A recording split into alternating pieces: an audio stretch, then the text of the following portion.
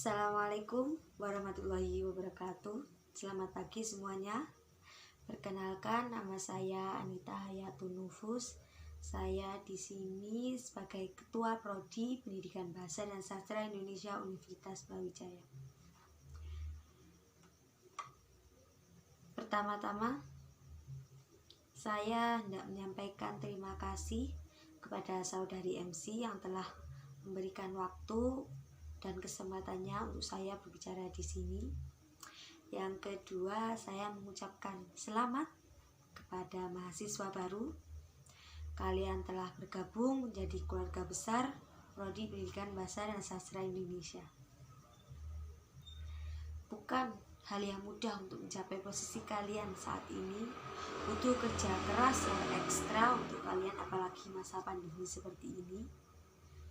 Kalian yang biasanya tahun-tahun sebelumnya ospeknya bisa bertatap muka, sekarang kita hanya bisa lewat media komunikasi, media massa, dan itu saya harap tidak mengurangi semangat kita semua. Adik-adik mahasiswa perlu diketahui bahwa status kalian itu sekarang sudah menjadi seorang mahasiswa, bukan lagi seorang siswa, yang artinya tingkatan kalian itu di atasnya siswa. Cara berpikir kalian juga harus di atas siswa, bukan hanya menjadi cara pandang seorang siswa saja, gitu ya.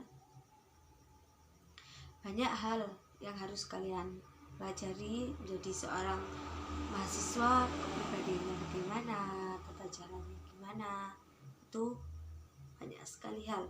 Yang penting sekarang adalah kalian harus semangat, itu kuncinya. Saya punya cerita. Dulu saya itu sebelum masuk di Prodi Pendidikan Bahasa dan Sastra Indonesia, awalnya prodi ini itu sebagai pelarian saja, karena memang dari kecil saya sukanya dengan angka. Dari SMP, dari SMA, saya fokusnya pada angka hingga saya tak bisa memilih apapun. Ya bisa dibilang jika angka, ya arahnya ke matematika. Bisa juga dibilang matematika basic saya, begitu. Namun ketika saat itu hendak kuliah, saya mengikuti tes, atau kalau sekarang namanya SBMPTN ya. Saat itu pilihan pertama saya nggak tahu. Saya benar-benar nggak ingin ambil matematika sama sekali, apalagi ambil fisika. Pokoknya yang berbau IPA saya tidak mau. Entah kenapa bosan atau gimana, saya juga tidak tahu. Hati saya berkata begitu. Akhirnya saya turutin.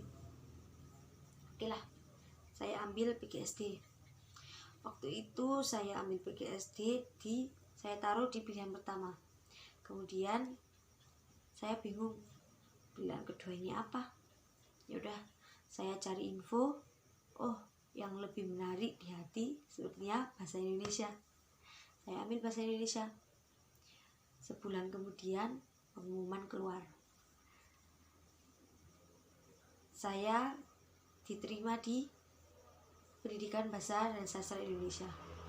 Waktu itu hati gejolak antara menerima, bahagia, bangga, apa harus sedih gitu.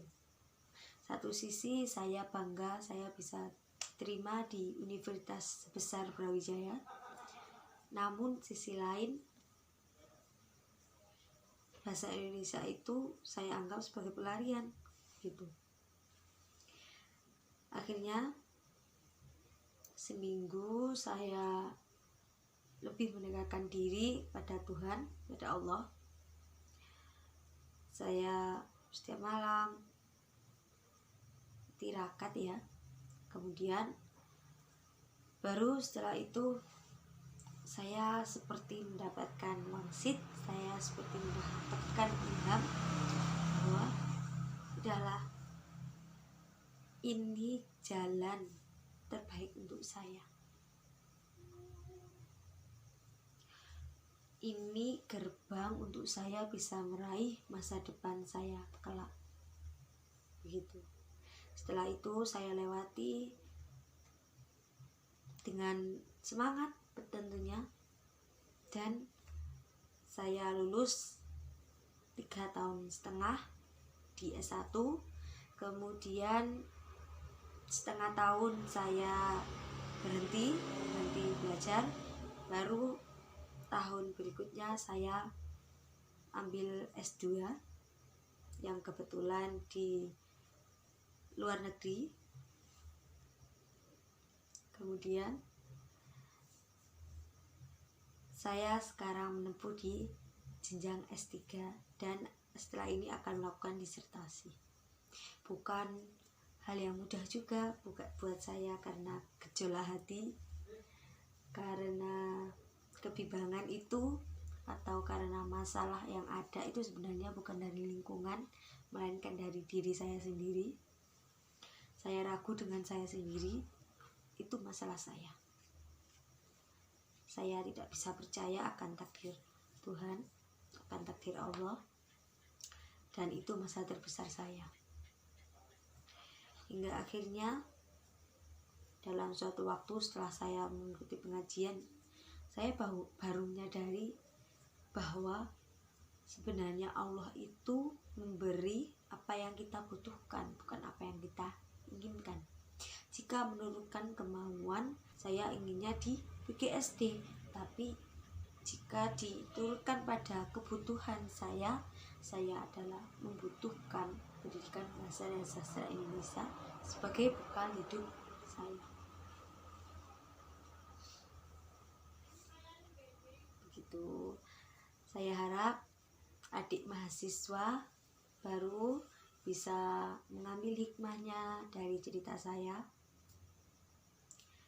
Kalian kuncinya untuk bisa menghadapi hidup ini itu cuma satu, semangat, dan jangan lupa kerja keras juga. Itu satu paket ya. Sepertinya itu saja yang saya sampaikan. Segala salah saya mohon maaf yang sebesar-besarnya. Akhirul kalam dan wassalamualaikum warahmatullahi wabarakatuh.